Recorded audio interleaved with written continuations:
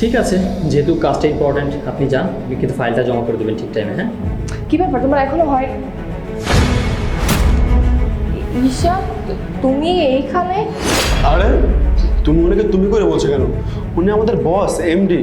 আর তুমি এমনভাবে কথা বলতেছো মনে হচ্ছে তুমি আগে থেকে ওনাকে চিনো। আসলে সাকিব, ওকে আমি চিনি। ও আমার এক্স। ওর সাথে আমার সম্পর্ক ছিল। ওকে আমি ভালোবাসতাম আর ও আমাকে ভালোবাসতো, কিন্তু ও হঠাৎ করে অ্যাক্সিডেন্ট করার পরে ওর পা নষ্ট হয়ে যায় আর ও পঙ্গু হয়ে যায়। পঙ্গু হয়ে যাওয়ার পরে আমার বাবা মা কিছুতেই ওকে মেনে নিতে চাচ্ছিল না।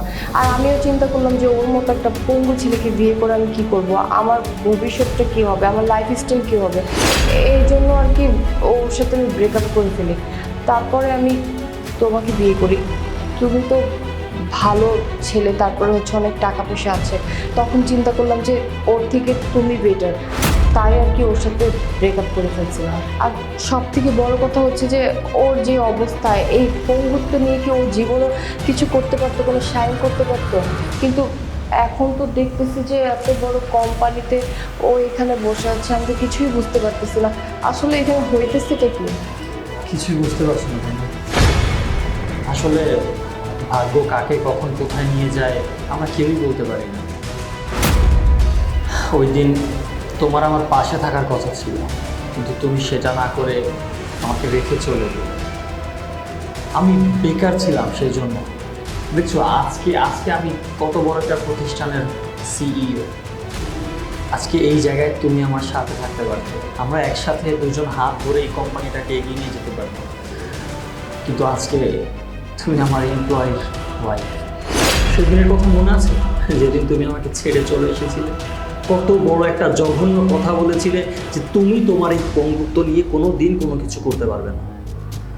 আজকে আমি করিয়ে দেখিয়েছি। তোমার ওই কথাটা যদি না বলতে না, আমি আসলে নিজের সাথে নিজে এত বড় একটা প্রতিজ্ঞা করতে পারতাম না যে আমার কিছু একটা করে দেখানো উচিত।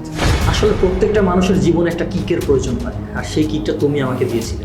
একভাবে তুমি আমাকে হেল্প করেছো, এটাই ছিল তোমার দিক থেকে তোমার সাপোর্ট, যেটার জন্য আজকে আমি এই পর্যায়ে এসেছি। তুমি আমার সাথে ব্রেকআপ করেছিলে শুধুমাত্র আমার বেকারত্বর কারণে, কিন্তু তুমি কিন্তু জানতে যে আমি বেকার। আমি বেকার ছিলাম, আমার বেকারত্বকে তুমি ভালোবাসতে, বলতে যে একটা সময় হয়ে যাবে, কিন্তু না। যখনই দেখলে একজন টাকাওয়ালা মানুষ, তখনই তোমার চোখ পল্টি খেয়ে গেল। তখন তুমি তার সাথে থাকার জন্য কিভাবে কি করবে সেগুলো ব্যস্ত হয়ে পড়লে। এসব আসলে আমি অনেক বড় ভুল করছি। আমি এখন বুঝতে পারতেছি যে আমি কতটা অন্যায় করছি তোমার সাথে। আমি যা করছি একদম ঠিক করি নাই। তোমার বিপদের দিনে তোমার পাশে না থেকে তোমাকে ছেড়ে চলে আসছি আমি। আমি অনেক বড় অন্যায় করছি। তুমি প্লিজ আমার মাফ করে দাও। আর আমার এই ভুলের শাস্তি তুমি আমার হাজব্যান্ডকে প্লিজ দিও না, বিকজ অফ ও তোমার এইখানে চাকরি করে, তোমার অফিসের এমপ্লয়ার। আর তুমি ওর ব্যাপারে কোনো কিছু টেনশন করো না, ও আমার এমপ্লয়ি। ওর সাথে আমার তোমার জন্য কোনো লেনদেনে কোনো ঝামেলা হবে না। আসলে ওর সামনে এই কথাগুলো কেন বললাম জানো?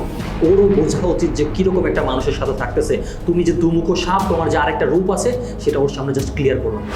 সাকিব, তুমি যেতে পারো। আর সরি ভাই, আসলে তুমি নিতান্ত একটা ভালো ছেলে। আসলে এতদিন পরে ওকে সামনে পেয়ে আমি না নিজেকে কন্ট্রোল করতে পারি না। So sorry bro. না না স্যার, আমি আপনার কথা কিছু মনে করিনি। যেটা সত্য আপনি তো সেটাই বলেছেন। আর সুমায়া, আজকে এমন একটা সিচুয়েশন তৈরি না হলে আমি কখনো জানতেই পারতাম না যে তুমি এমন খারাপ মেন্টালিটির একটা মেয়ে।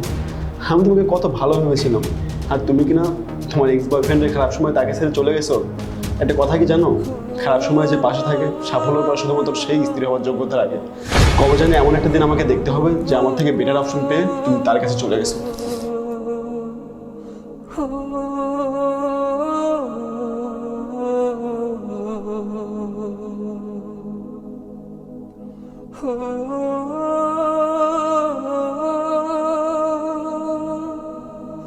Oh